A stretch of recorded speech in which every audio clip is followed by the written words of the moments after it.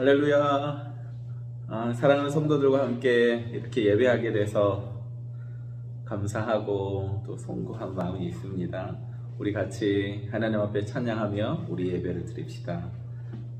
예배를 드릴 때는 될 수 있으면 단정하게 입고 그리고 잘 앉아서 하나님을 좀 어디에서든지 만나고 또 집중하는 마음으로 예배를 했으면 좋겠습니다.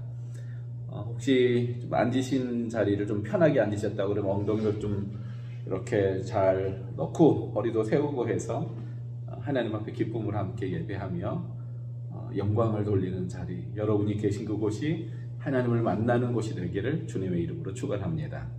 우리 같이 찬송 300장 찬양합시다. 찬송 300장입니다.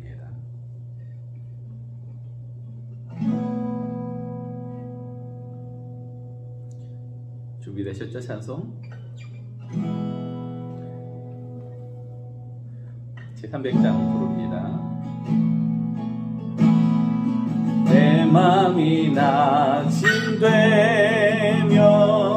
근심에 눌릴 때 주께서 내게 오사 위로해 주시네.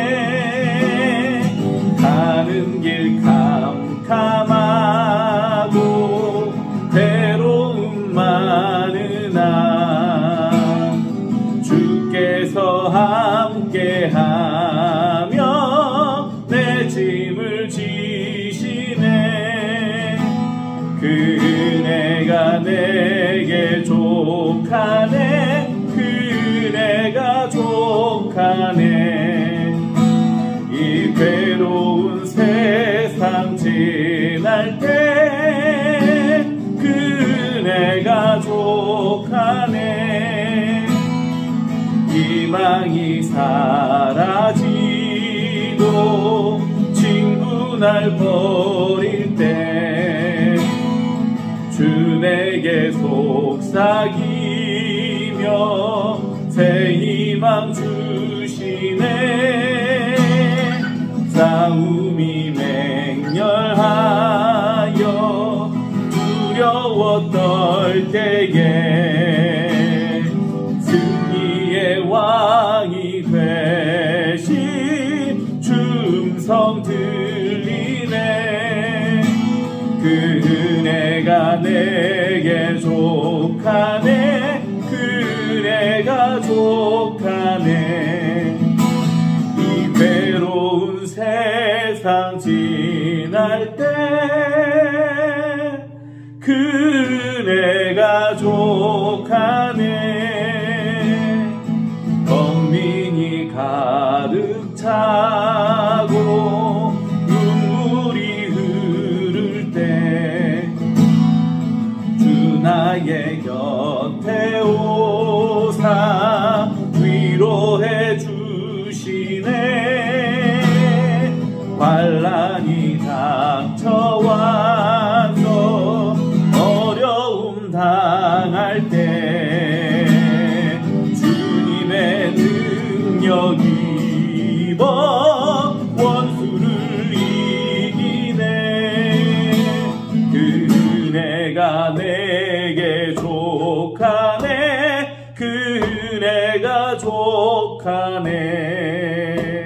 이 괴로운 세상 지날 때 그네가 족하네. 그네가 내게 족하네. 그네가 족하네. 이 괴로운 세상 지날 때 그네가 족하네.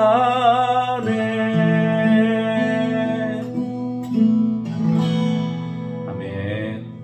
하나님께서 주시는 충만한 은혜가 오늘 예배하는 사랑하는 성도들과 그리고 이곳 가운데 있기를 축원합니다. 같이 하나님 말씀 봅니다. 오늘 우리에게 주신 하나님 말씀은 사도행전 17장 1절에서 4절입니다.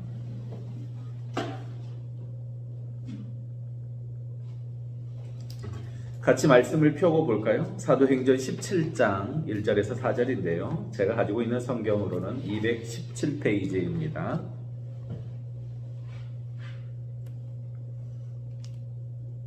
저와 여러분이 교독하며 읽도록 하겠습니다.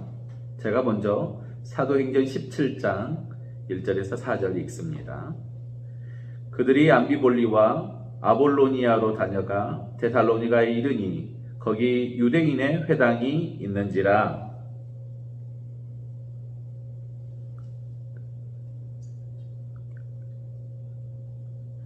뜻을 풀어 그리스도가 해를 받고 죽은 자 가운데서 다시 살아나야 할 것을 증언하고 이르되 내가 너희에게 전하는 이 예수가 곧 그리스도라 하니. 같이 읽습니다.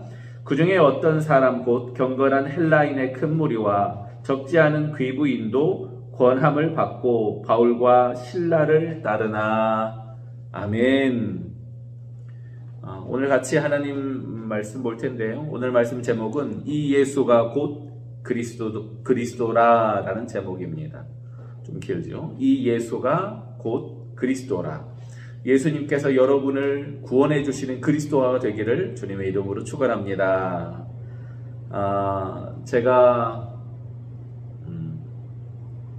여러분이 지금 이 동영상을 주일 11시 예배 시간에 보고 있다면 아마 제가 코로나에 확진됐다는 이야기를 듣고 혹은 코로나 결과가 나오지 않아서 기다리면서 온라인으로 우리가 예배를 드리기 때문일 겁니다. 본문이 눈에 잘 안 들어오더라고요. 이렇게 많은 분들이 기도해 주셔서 마음의 두려움이나 어려움은 없고 평안함으로 하나님의 은혜를 구하고 또 이 시간을 통해서 성도들을 참 많이 생각하고 또 맡겨주신 교회의 무게에 대해서 다시 이렇게 보게 되는데 설교를 어떻게 준비해야 될지 모르겠다 싶지만 또 미리 또 녹화해 놓지 않으면 내일 같이 하기 어렵거든요. 그래서 이 본문을 미리 이렇게 준비하고 있는데 오늘 본문은 데살로니가에서 3주나 바울이 설교했던 내용을 정리해 놓은 본문입니다. 사실 오늘 본문은 여기 사도행전 17장 3절 단 한 절이 중심이에요. 거기가 3주 동안 바울이 했던 설교를 요약해 놓은 거거든요. 그러니까 사실은 이게 참 쉬울 것 같지만 오늘 이 본문을 보는데 구약에서부터 신약까지 연결되는 아주 큰 고리가 있는 것을 발견하게 됩니다. 바울은 빌립보에서 교회를 이제 유럽에 있는 교회를 처음 시작하지만 사실 쉽지 않았습니다. 거기 제일 처음 루디아라 하는 여자를 만나 그 루디아와 온 집이 다 구원을 받고 중간에 계속 다니다가 점치는 귀신 들린 여종을 고쳐주면서 감옥에 가게 되고 거기에서 간수가 예수님을 믿게 되는데 그리고 나서 바울은 사실 쫓겨나게 됩니다. 그래서 할 수 없이 빌립보를 떠나서 쫓겨나는데 여기 두 도시를 거쳐서 여기 데살로니가까지 가게 됩니다. 데살로니가는 160km 정도 떨어져 있어요. 그러니까 말이 160km지 걸어서 가면 이 보통 거리가 아니거든요. 더구나 바울이 그 전에 그 빌립보에서 당했던 심한 매질을 생각해 보면 이 길이 절대 쉽지 않았을 겁니다. 그런데 이 바울이 머물게 된 이 데살로니가라는 도시는 아주 좀 특별한 도시입니다. 로마 첫 황제 옥타비아누스가 황제가 될 때 많은 반대편들이 있었는데 옥타비아누스 편에 서서 힘을 실어줬던 도시가 있는데 그게 바로 데살로니가입니다. 그래서 이 황제가 되고 나서 이 사람이 이 도시는 나한테 특별한 이 도움을 주고 나를 도와줬으니까 내가 너희들한테 특별한 권한을 준다고 그러면서 두 가지 권한을 줬는데 하나는 면세, 세금을 거기서 안 걷는 거고요. 다른 하나는 여기에서 자율적으로 다스릴 수 있도록 해주는 자율권을 부여해 줍니다. 그러니까 로마라는 통치를 받긴 하지만 면세죠. 그리고 자율적으로 다스리죠. 그러니까 많은 사람들이 여기에 모여서 살고 있었고, 특별히 상업이 굉장히 많이 발달했습니다. 왜냐하면 거기에서 상업 활동을 해도 면세가 되니까 여기는 아주 좋았거든요. 그래서 여기 보면은 유대인의 회당이 있었다고 하잖아요. 빌립보에는 없었습니다. 여기는 있었던 이유는 상업이 발달하니까 많은 유대인들이 여기에서 모여서 살고 있었습니다. 그래서 유대인들이 모여서 살고 있었던 바로 그곳, 그래서 10명 이상의 남자 유대인들이, 성인 남자 유대인들이 모여 있으면 움직일 수 있고 만들 수 있는 회당이 여기서 만들어지고, 바울은 3주간이나 이 회당에서 설교하게 됩니다. 그 설교한 내용이 오늘 본문 3절입니다. 제가 그 3절을 읽어봅니다. 뜻을 풀어 그리스도가 해를 받고 죽은 자 가운데서 다시 살아나야 할 것을 증언하고 이르되 내가 너희에게 전하는 이 예수가 곧 그리스도라 하니. 아멘. 새 안식일에 성경을 가지고 강론한다라고 2절에 사실 얘기하는데요. 여기 성경은 우리가 가지고 있는 이 성경이랑 조금 다릅니다. 왜냐하면 이 성경은 나중에 기록된 거거든요. 특별히 신약 성경은. 그래서 여기 성경이라고 하면은요, 구약 성경이라고 생각하면 됩니다. 이 구약 성경을 가지고 지금 이야기하는데, 지금까지 유대인들은 어떤 이 메시아를 원하고 어떤 구원자를 원했냐면요, 사실 여기 바울이 설명하고 있는 이런 사람을 원하는 게 아닙니다.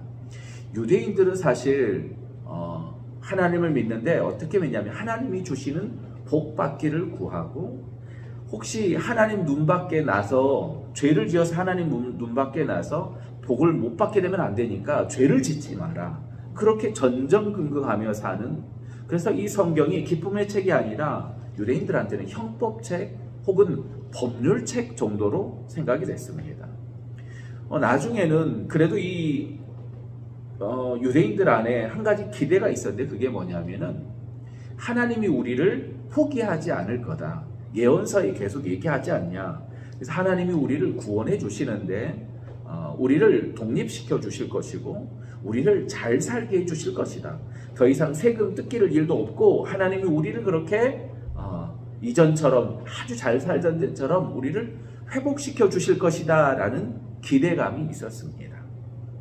그래서 그들은 다윗과 같은 왕을 기대하고 기다리고 있었어요.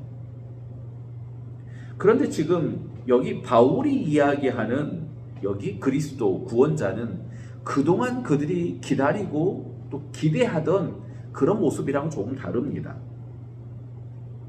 구약 성경에서 말한 바로 그 내용이 뭐냐? 뜻을 풀어 그리스도가 해를 받고, 그런데 여기 사실 한 단어가 빠져 있어요. 그리스도가 반드시 해를 받고 반드시 죽은 자 가운데서 다시 살아나야 할 것을 증언하고 있다라고 말합니다.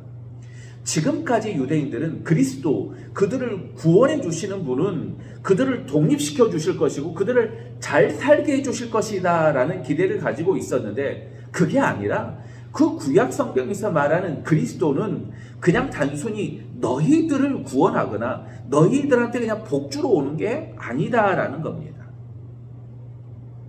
여기서 죽으심과 부활을 이야기함을 통하여서 그리스도가 오신 목적이 그냥 너희들 그 작은 나라가 아니라 온 인류를 향한 하나님의 놀라운 계획이 진행되고 있다 말하고 있었거든요. 창세기부터 시작하여서 너희들은 그저 샘플이다. 하나님은 너희들을 통하여서 온 인류를 구원하기를 원하신다라고 지금 바울은 이야기하고 있는 겁니다. 그래서 그리스도는 반드시 죽어야 하고 반드시 부활해야 한다. 너희가 생각하는 축복이 하나님의 목적이 아니다라는 겁니다. 그래서 예수님이요, 다시 살아나시고 그리고 죽으시러 가는 그 과정 여정을 보면은 아주 재밌는 장면이 있습니다. 사실 신약 성경의 복음서만 보면 잘 이해 못하는 장면이 어디냐면요, 예수님이 베드로한테 제자들한테 사람들이 나를 누구라고 부르느냐라고 물어보는 장면, 그리고 베드로가 주는 그리스도시요 살아계신 하나님의 아들입니다라고 고백하는 장면이 나옵니다. 바로 그 다음에 살아계신 하나님의 아들이라고 말하는 그 고백이 있고 나서 예수님이 하신 얘기가 뭐냐면요, 나는 십자가에 죽어야 하고, 그리고 나는 이 언약대로 예언한 대로 반드시 살아날 것이다 라고 제자들한테 3번이나 알려주고 있습니다. 다시 말해서 예수님이 오신 목적은 반드시 죽음을 통하여서 너희들의 모든 죄를 정리하고, 그리고 다시 부활하시고 살아나심으로 내가 너희를 다시 하나님 앞에서 새롭게 시작하게 하겠다라는 놀라운 계획이 거기 있었는데 아무도 몰라요. 왜냐하면 예수님이 다시 살아날 걸 꿈에도 몰랐습니다. 그 사람들 그저 문자적으로 이해하는 것이 아니라 그냥 무슨 영적으로 아니면 뭐 그런 좋은 일이 뭐 나중에는 그렇게 되겠지요 이렇게 생각했거든요. 그런데 그렇지 않았습니다. 심지어는 예수님이 부활하시고 나서 다시 제자들을 만나잖아요. 그런데 거기 제자들, 엠마오로 가는 2 제자들을 만날 때 예수님과 제자들이 하는 이야기 장면을 보면은 아주 재미있습니다. 누가복음 24장 44절에서 48절 긴데요. 여기 보면은 부활하신 예수님이 그 제자들한테 이렇게 얘기합니다. 또 이르시되 내가 너희와 함께 있을 때에 너희에게 말한 바 곧 모세의 율법과 선지자의 글과 시편에 나를 가리켜 기록된 모든 것이 이루어져야 하리라 한 말이 이것이라 하시고, 이에 그들의 마음을 열어 성경을 깨닫게 하시고 이르시되 이같이 그리스도가 고난을 받고 제3일에 죽은 자 가운데서 살아날 것과 또 그의 이름으로 죄 사함을 받게 하는 회개가 예루살렘에서 시작하여 모든 족속에게 전파될 것이 기록되었으니 너희는 이 모든 일의 증인이라. 아멘. 예수님이 부활하시고 나서 그들에게 말씀을 풀어서 알려주신 게 있는데 그게 뭐냐면요, 구약에 있는 많은 율법과 시편과 그리고 선지자들 그 모든 내용들이 전부 이 얘기를 하고 있다는 겁니다. 너희를 위하여서 죽을 것이고 죄사함을, 그래서 너희를 다시 시작하게 하실 것이다. 이게 진짜 부활의 의미요 그리스도가 이 땅에 오시는 이유다라고 말하는 겁니다. 너희들의 그 좁은 마음, 너희들의 그 짧은 생각 안에 하나님의 놀라운 경륜을 담지 마라 라고 말합니다. 심지어 유대인들은 하나님은 여기만 계신다라고 성전을 얘기했어요. 생각해보면 지금 온라인으로 우리가 이렇게 만나고 같이 얘기하잖아요. 이게 얼마나 놀라운 겁니까? 왜냐하면 예배를 성전에서만 드리는 것이 아니라 가정에서 드리고 여러분이 있는 처소에서 드리고 있지 않습니까? 거기가 바로 하나님을 만나는 자리가 되어야 한다고 오늘 본문은 얘기하고 있는 거예요. 예수님께서 작은 부분, 하나님이 아주 작은 곳에 갇혀 있는 분이 아니라, 성전에 교회에 갇혀 있는 분이 아니라 지금 여러분이 있는 곳에 하나님 같이 있기를 원하시는 거고요. 유대인들이 생각한 것처럼 좁은 그들의 생각과 그들의 기대에 하나님이 갇혀 있지 않다는 겁니다.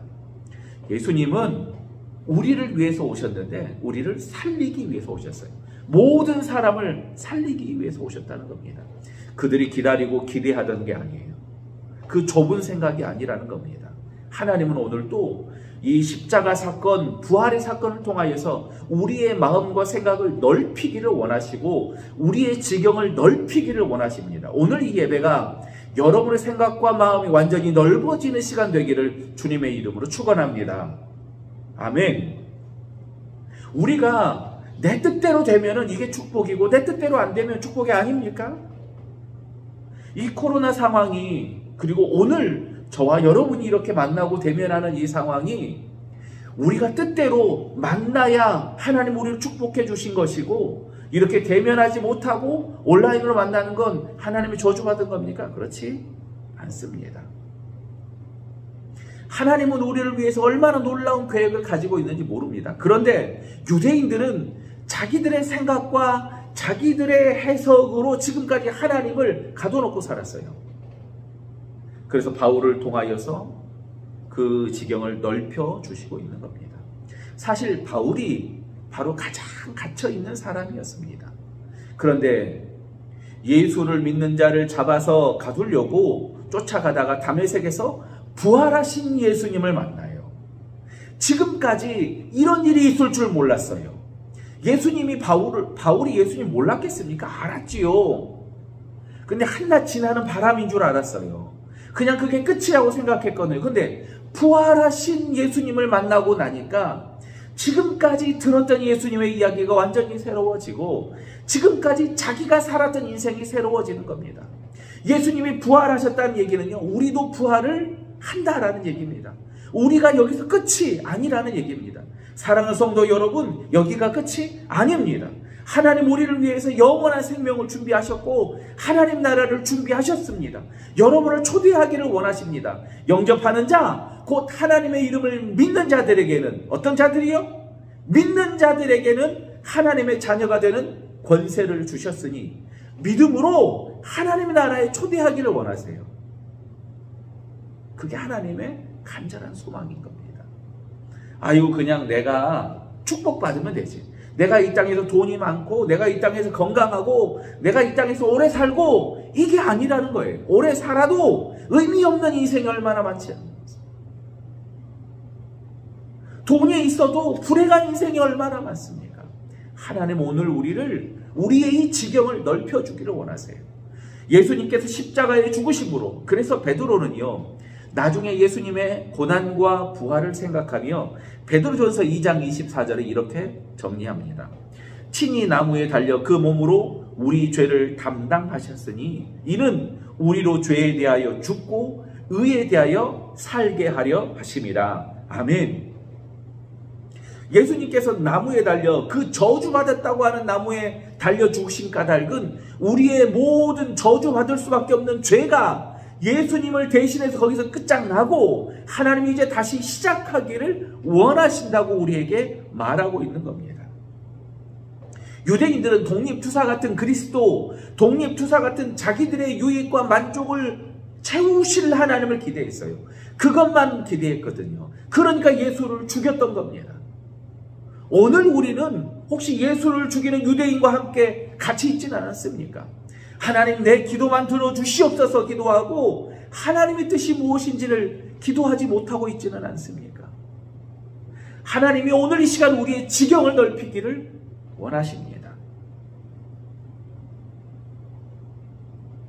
어쩌면 여기 오늘 우리가 함께 이 본문을 읽고 그리고 온라인으로 저와 여러분이 이렇게 만나고 있잖아요. 저는 이 시간이 얼마나 특별하고 감사한지 모릅니다. 제 생각으로는, 제 뜻으로는 이 영상을 내일 11시 예배 안 봤으면 좋겠어요. 제가 직접 설교했으면 좋겠습니다. 하지만 그렇지 않을지라도 오늘 여기 4절 보면요, 이 설교를 듣고 감동을 받아서 사람들이 움직이기 시작하는데 그 움직이던 사람들이 대부분 이방인들입니다. 그 회당에 이방인들이 있어요. 이 뭔가 이건 아닌 것 같다 알거든요.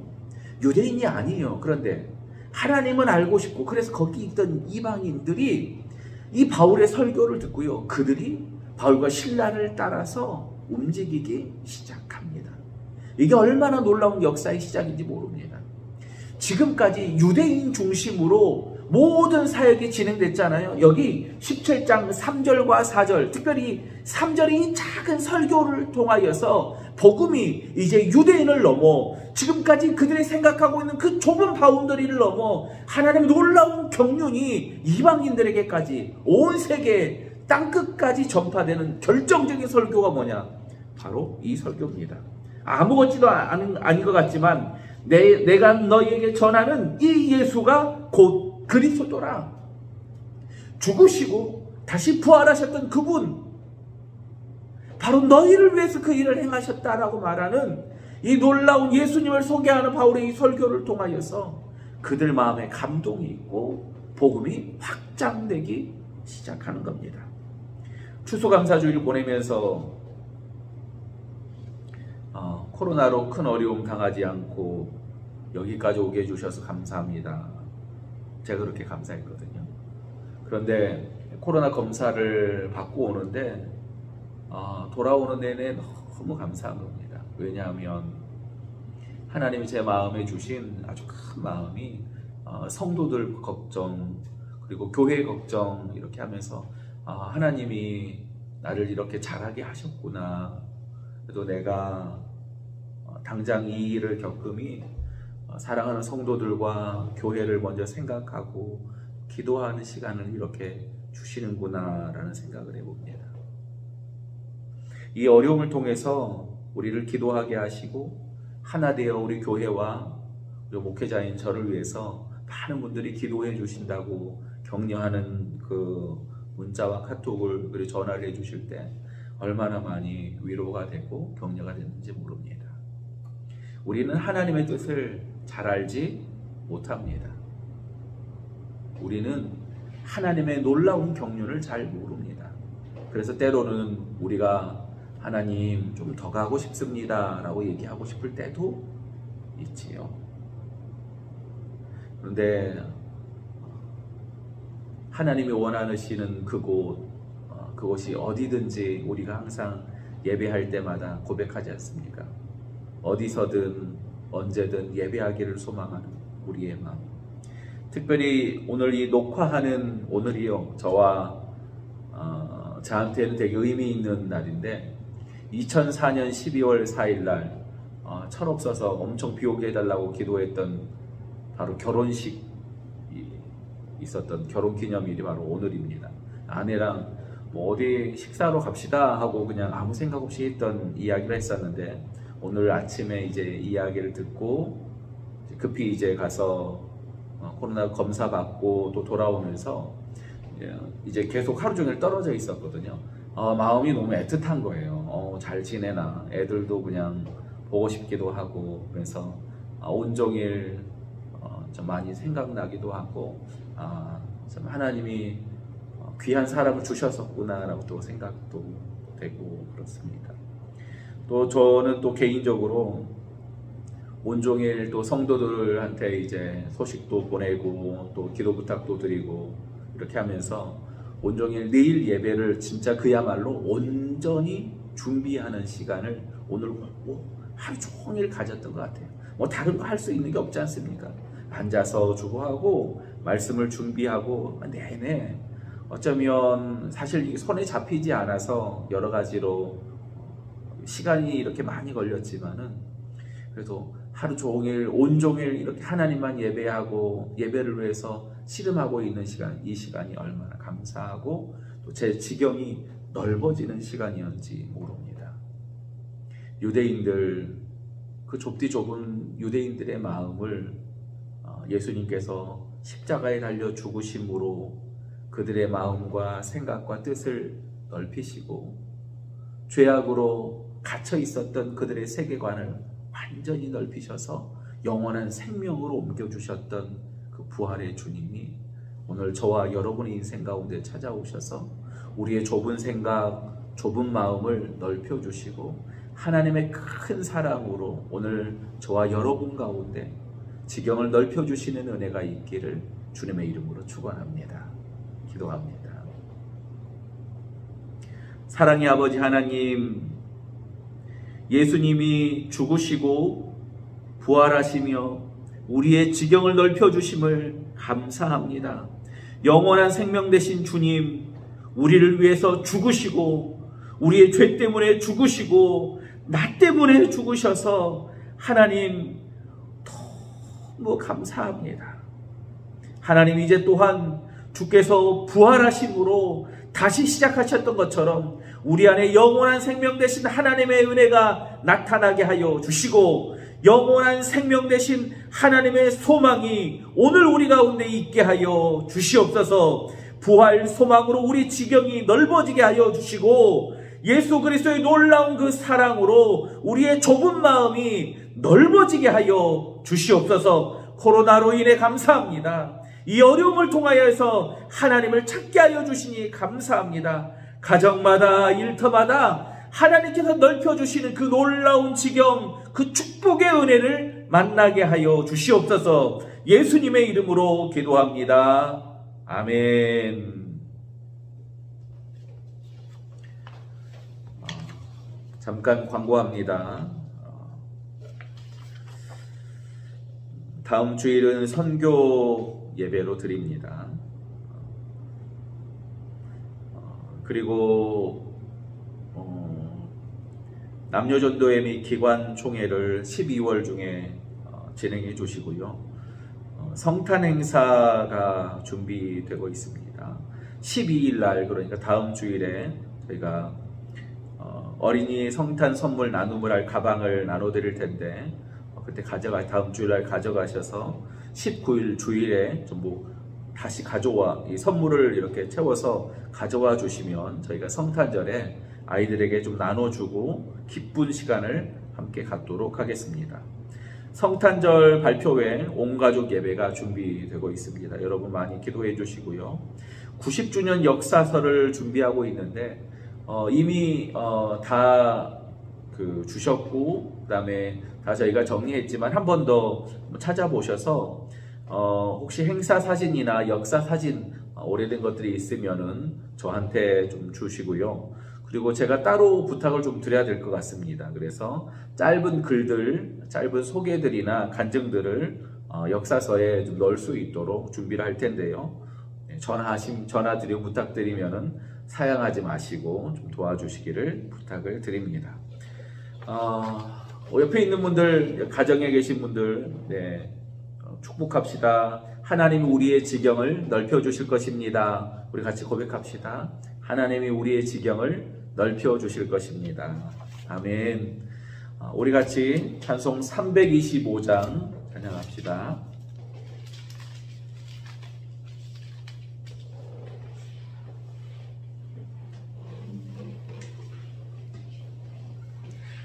찬송 325장 1절 같이 찬양합시다.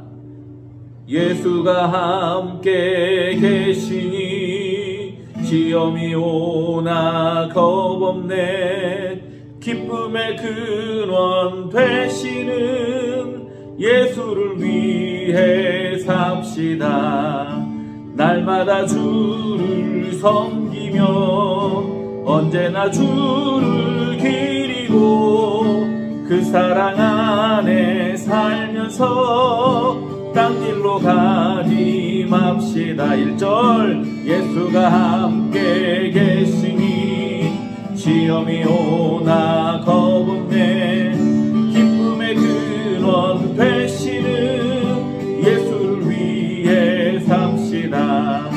날마다 주를 섬기며 언제나 주를 기리고 그 사랑 안에 살면서 딴 길로 가지 맙시다. 같이 기도합니다.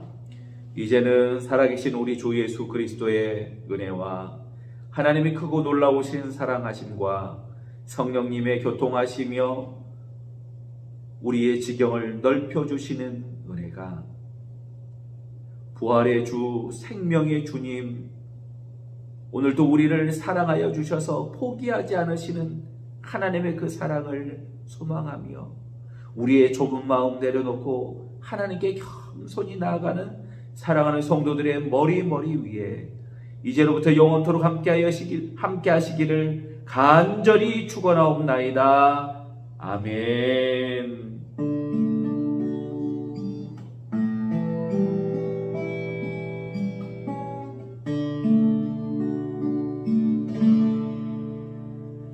아멘. 이상으로 예배를 마쳤습니다. 감사합니다. 사랑합니다.